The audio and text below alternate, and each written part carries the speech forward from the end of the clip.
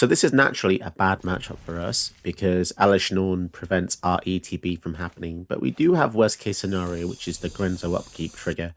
So it's not the end of the world, even if we can't get rid of the Alish Norn, but I'm feeling pretty good about this anyway, given how powerful our starting hand is. And if all goes well, we can even potentially go for Davril if we top deck a black, although saying that, yeah, the treasure. Treasure works. Or we could, you know, just ramp harder than them with Black Market. We'll see. Don't feel like using a treasure if we don't have to. Borrow time is going to get rid of the Black Market connections. Okay, fine. So that changes things a bit. So now I will go for the Davril because we only have a tap land here. Which is still decent. Especially if it gives us some cards. Give us some cards. Draw 3 cards. There we go. Spells you cast cost black more. Creatures you don't control perpetually. Fine. So we've basically given them stronger creatures. Oh, but it's only if they have creatures on the field, isn't it? Yeah, okay, yeah. I thought it was an emblem. No, okay, that's good. So they've got 5 mana. They could go for Alish Norn here. They're going to go for Leyline Binding. Okay, so they're spending all of their removal on our early stuff, which I'm not that worried about, really. I'm really not that worried. Let's get Pachuca Bug out of the way. And yeah, we've basically got a handful of removal. And currently with what they have on their side of the field, I'm not concerned at all.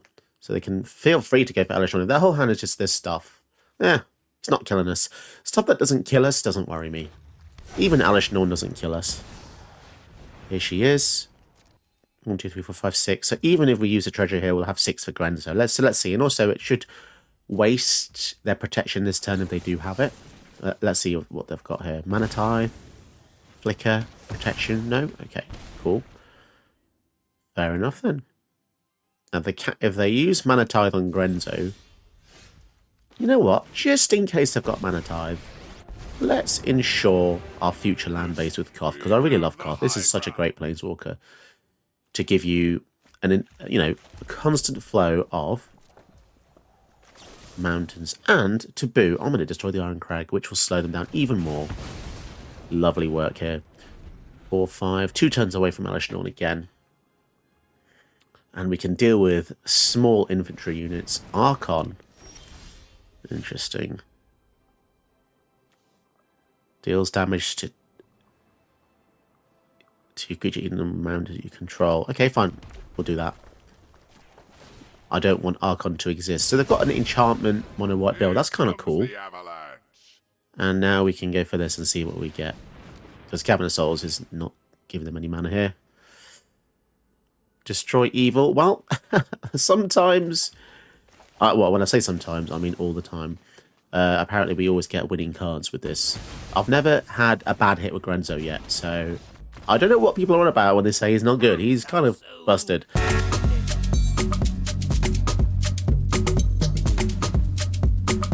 One way or another, this card is busted. I have barely lost a single game today. I think I might have lost one out of 10 games. This guy is secretly Italian in disguise. The fact that the trigger on upkeep doesn't require any extra work is just bonkers. So people who are saying it's not as strong as Atali, well, yeah, he's 1 mana cheaper, but it's a delayed gratification, right? So you get 1 on entry, 1 on upkeep. That's 2, which is the same as Atali 1 time. You can still abuse it with Panamonican. You can abuse it just by recasting it, using stuff to make him come back from the graveyard when he dies. It's just absolutely absurd. And I think especially in this Planeswalker control shell I've made, you essentially stall out the game using all of your fancy Planeswalkers. When the time arises, you go for Grenzo, and suddenly you're 2 for 1-ing, 3 for 1-ing, and your opponent just has nowhere coming back. If they don't have a way to kill him, you're just screwed. And I know that applies to a lot of commanders, but the fact that this guy is an army in a can is the reason he's powerful. And even if people are saying he's not as strong as Atali, which I disagree with, he will win the game by himself just without any player skill whatsoever. So that automatically makes him very high tier. The less work you have to put into a card to win, the stronger the commander. It's a direct correlation, a direct curve. There's no two ways around it. You can say anything you want. The fact that Italy gives you 2 random cards also is worse than selection of 3. The selection of 3 is always, including a rare I've noticed as well, which is strange. But I guess the stronger your opponent's deck is, the better this guy gets. So there's that as well. You know, if you're put against Hell Q stuff or Tier 1 and you see Emergent Ultimatum, you're going to cast that. Ruinous Ultimatum, any Ultimatum, Planeswalkers, it's just absurd. And sometimes 1 hit is enough. I think the difference between 1 free spell and 2 is very minimal, because how many times does a Tali come out and you go, both of those cards were great? It's quite rare, isn't it? Normally it's 1 card that Atali gets you that's really good. And a lot of people saying flipped Atali pushes it over the years. Yeah, but no one ever flips Atali because people normally quit by then anyway. But this is the problem with Grenzo. I think Grenzo will also start to make people quit early because he's just very oppressive without doing any work. But yeah, very high win rate. If you're into competitive Magic, this is going to see a lot of play. I've already seen it loads. He's all over the queue, all levels of the queue. So I don't think there's any denying his power, especially after you see today's video. So check it out and enjoy. It's crazy. Okay, I think this is going to be a good keeper here. We've basically got removal in every single card, which is going to feel pretty rough for the opponent, but Davriel as well. 2, 3. That does follow curve, but we don't have the 4th land. I'd rather get the 4th land than the 4th drop, if that makes sense, because we have a 5 and 6 in our hand. And they haven't played any ramp yet, which is interesting. Normally by now we've seen 1 or 2. But Roxanne is definitely one of the strongest cards to emerge recently. Oh my. Goblin Warchief. This is such a funny card, because it's just one of those cards that you just wouldn't really look at putting in a commander deck unless you've got loads of goblins. But we literally have 1 goblin, 1 Grenzo, and Goblin Warchief makes him 1 cheaper, and haste is kind of bonkers. So they're just going to ramp hard, which is also concerning because it makes me think, what the heck do they have, you know? Or they're saying that Goblin Warchief does die to the Roxanne Meteorite, so we probably won't be seeing him around for much longer. Right, let's get the Liliana out then. So our plan next turn is going to be disrupted. 100%. But if we establish Liliana, then it might be able to slow them down a little bit later on, because I can pretty much guarantee the Goblin's dead. But then we can also kill their Roxanne with the invasion, unless they play something else a bit more. Arcane Signet. Okay, I think I'm a bit worried now, because they haven't just slammed the Roxanne down, which would make me think, what else have they got? 1, 2, 3, 4, 5, 6 mana. What could it be? If they don't deal with Goblin Warchief and we top deck a land, this is going to be good for us.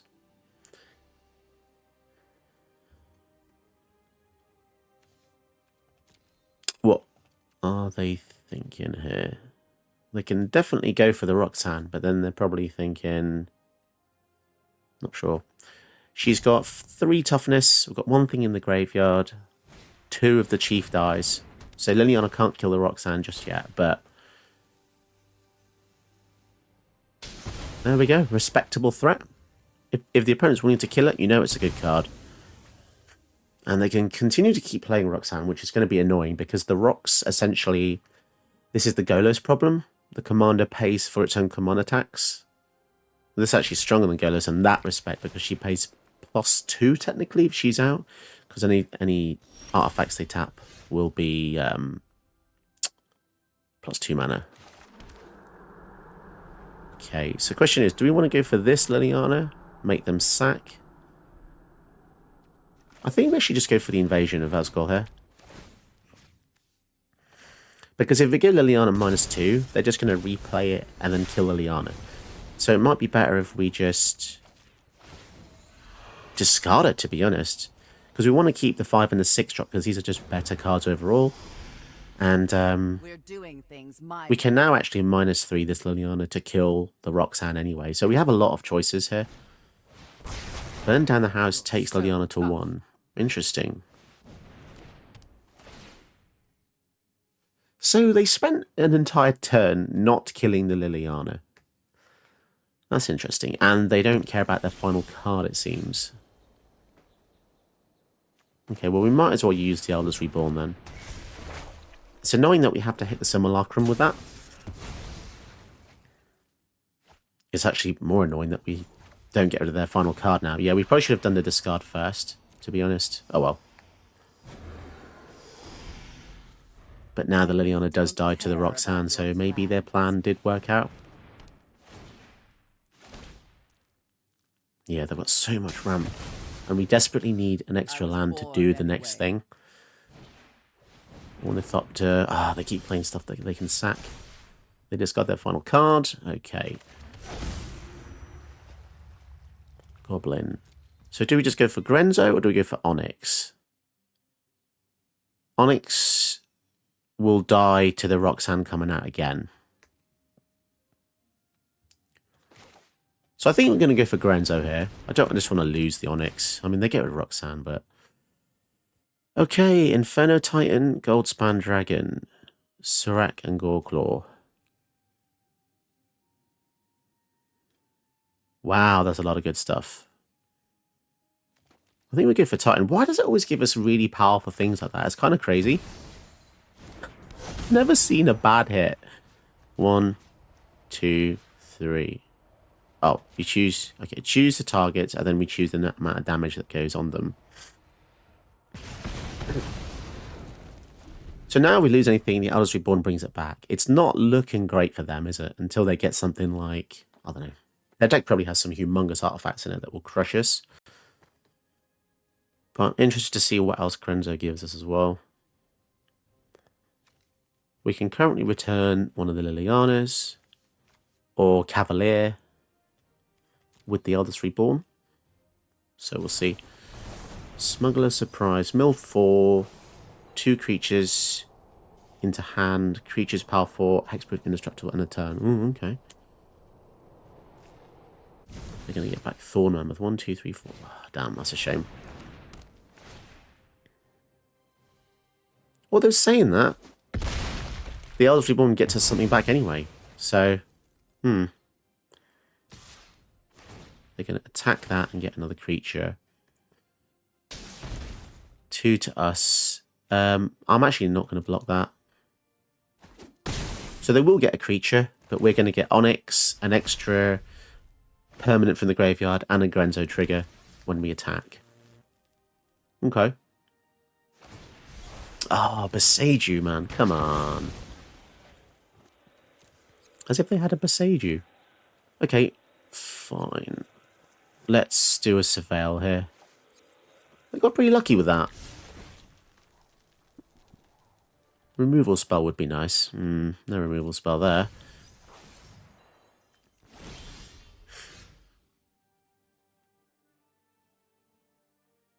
I guess... What does this do on his flips? Permanents put the graveyard from the battlefield.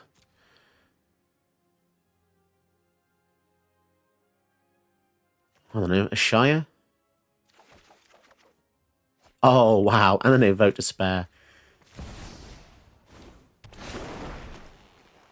Beginning of upkeep. That's not, yeah, I keep thinking that's an attack trigger. No, it's not. I'll tell you what we'll do. I think we'll go for...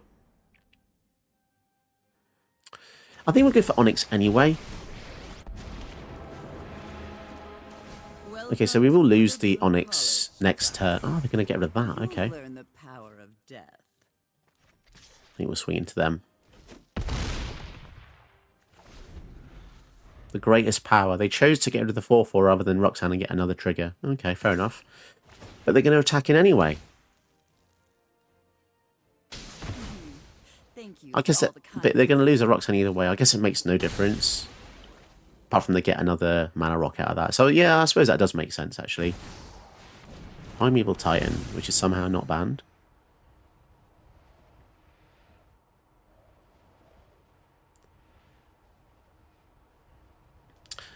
The fact that this is actually an upkeep trigger Yeah, that's actually way better than attack. Okay, why is only giving me good stuff?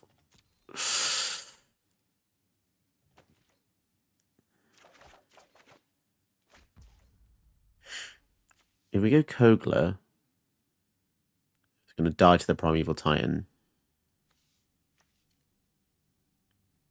Yeah, fine.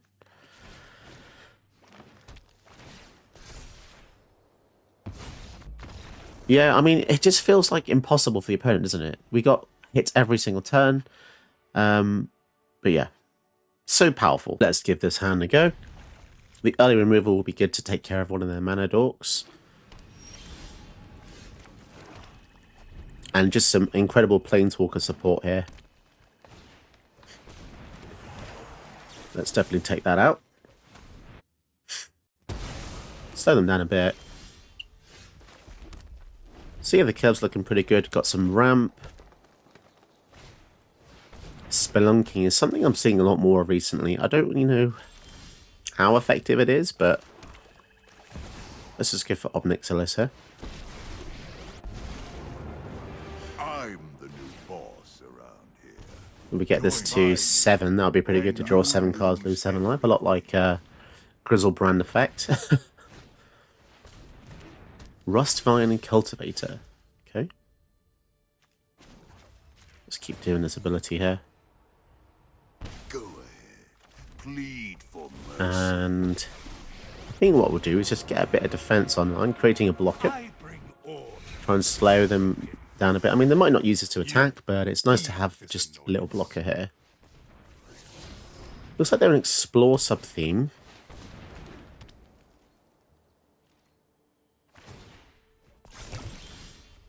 Remove an oil cam to untap a land. Okay. So now we've got a lot of card advantage going on here. Reveal that. Tick this up. You wish to know my secrets? Defy me, and you'll lose everything. Okay, and let's go for Davriel here. Let's see what he can offer us. So many Planeswalkers. My services are not cheap. Draw 3 cards seems pretty decent. Oh, that sucks. Whenever you draw a card, exile the top 2 cards of your library. I guess we'll take that. That's the least painful one, I reckon, at the moment. It will start slowing us down, but Dryad's Revival. Let's get rid of that, I suppose. Okay, and now the ultimate of Obnixilis doesn't look so attractive because we'll be losing, drawing 7 and then exiling the top 21. Oh, sorry, the top 14 then. Okay. Some very unique land untappers for a very unique commander that we don't see very often. So I'm wondering what kind of strange things are going on here.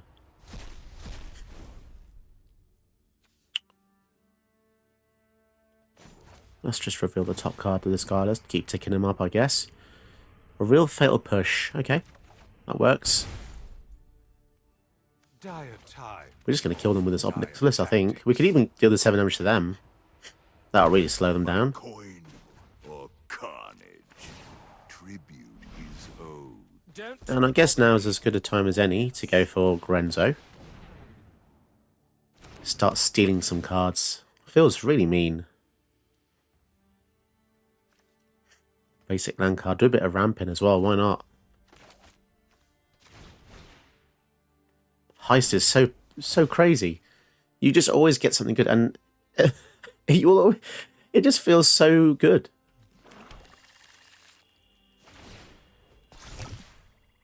And I think we're going to start pressuring them in the sky as well, because I feel like we've got a lot of damage coming up, especially if you want to combine Professor Onyx with random spells.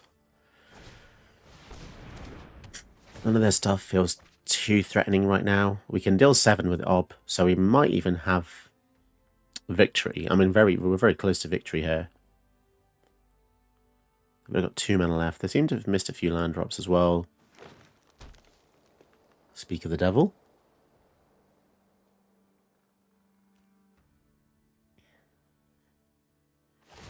there's just been no pressure. I mean, it's cool to see different cards, but I don't see any ooze synergy. Untap, untap, untap, retap. Am I going to die to some combo or something here?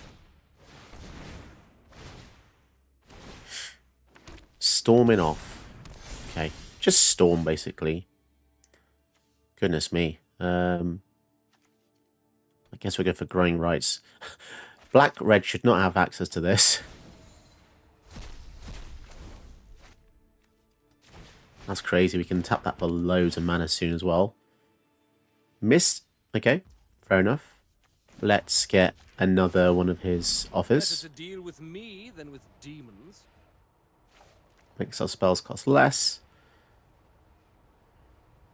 Exile the top cards of our library whenever we draw. Okay, fine. We're exiling 4 now.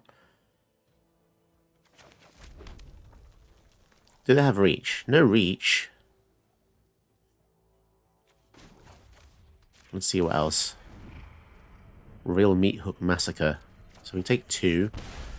So we can basically just take care of everything they have on their side of the field and then probably just win the game from there.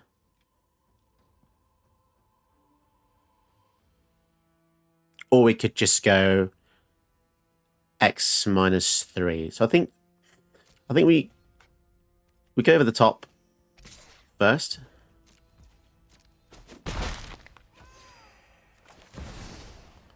One, two, three. That takes care of a lot of their stuff and only one of ours. Down to 12. 5 mana. Yeah, just the advantage we accrued there is just unfathomable. I mean, it wasn't even just from Grenzo. It was the walkers, but damn, we got very lucky. This seems like a pretty fun hand. Definitely some things we don't normally see together, which is nice against Gideon. Gideon can go 2 ways. It might be aggro-centric, or it could be more control-y. We shall have to find out there. But it's pretty cool. Chandra can help us ramp, which means she can help us get Eldritch Reborn next turn if we need to. Or we can go for Zariel, and it maximizes our mana a bit. And creating random attackers is great because Gideon can come down and stop us from dealing damage for certain things. Smothering Tithe. Okay. I think I will pay here. I'm not desperate at all. Let's tick up. Tick up there as well. But yeah, the pressure we're just applying here is kind of crazy. Watch me heat up the dance floor. Chandra can also deal 1 damage to Gideon via her +1. So even if Gideon fogs something for +1, it's going to be... we're going to have multiple sources of damage. And we can give our creatures haste with Zariel as well, depending on what they do. So they're going to make a card in our hand cost more. So basically they've made it like a Death and Taxes build, looks like. So I guess they're going to make Eldritch Reborn cost... Yeah, that's the only choice. So clearly there has to be the choice. So sadly they will actually get a card there. But here's the thing. We also get Grenzo. And whoa, okay, Redain. And let's go for Redain. We can actually go for either side, which is kind of bonkers, really. For Avernus and for victory. Okay. And then, yeah, we're definitely going to swing in with a Grenzo. And Valkyria does prevent them from...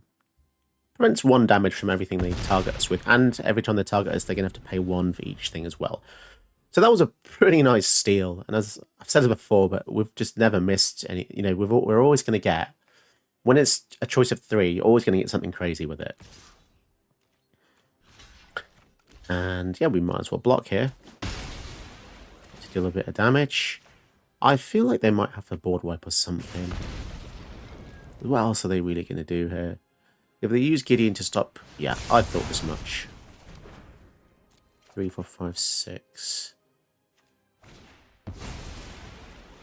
So the whole deck is just predicated on slowing our hand down. But I don't really care too much.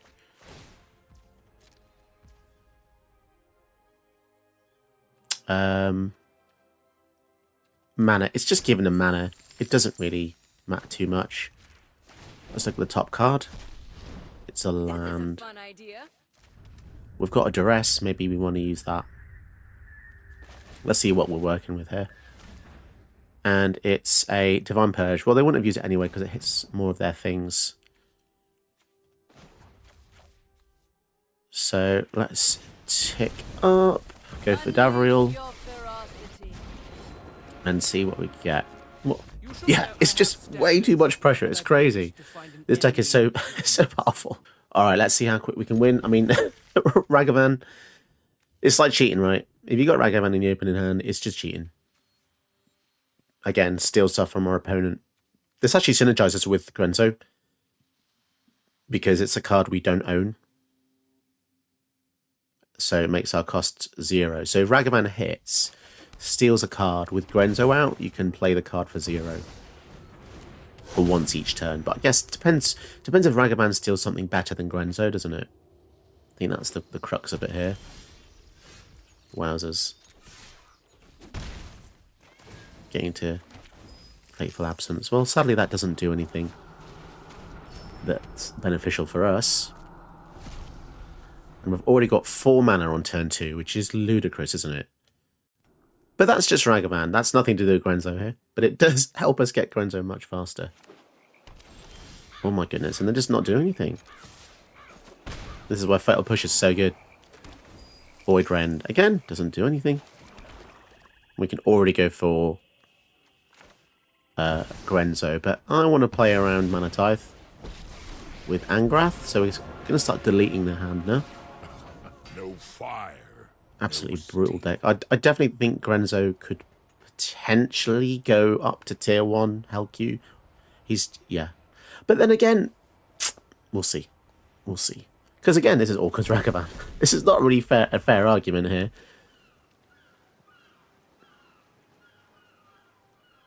If they spend 3 mana killing the Angrath, then we will actually go for Grenzo. Okay, cool. We'll put them at the bottom. Don't really care about that anymore.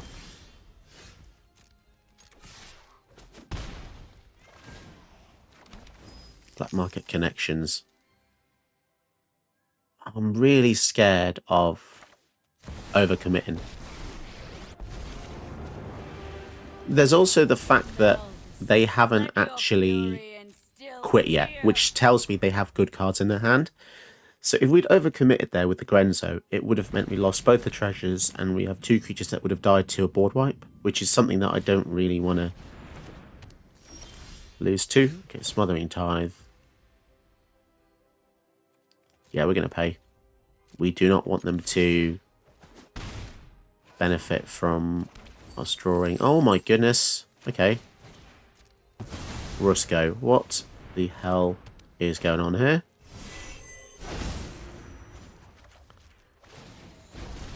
I think I'll trade a treasure for a Mind Stone. Crazy. All this with only 3 lands. Well. If we lose now, this is going to be pretty bad. But they haven't quit, which tells me still they have some good counterplay. But Zariel is also very close to going off. She can -6 to get extra combat steps. So if they don't stop her, at the end of your first combat phase, untap target creature as an additional combat phase. I mean, that's strong in itself because Ragavan will be able to get 2 triggers, depending on what they do next. Tome of Legends. Also, playing colourless lands in a deck that cares about 4 colours is kind of silly to me, but there we go. Did you know that you can help my channel by watching another one of my videos? Go ahead, you know you want to.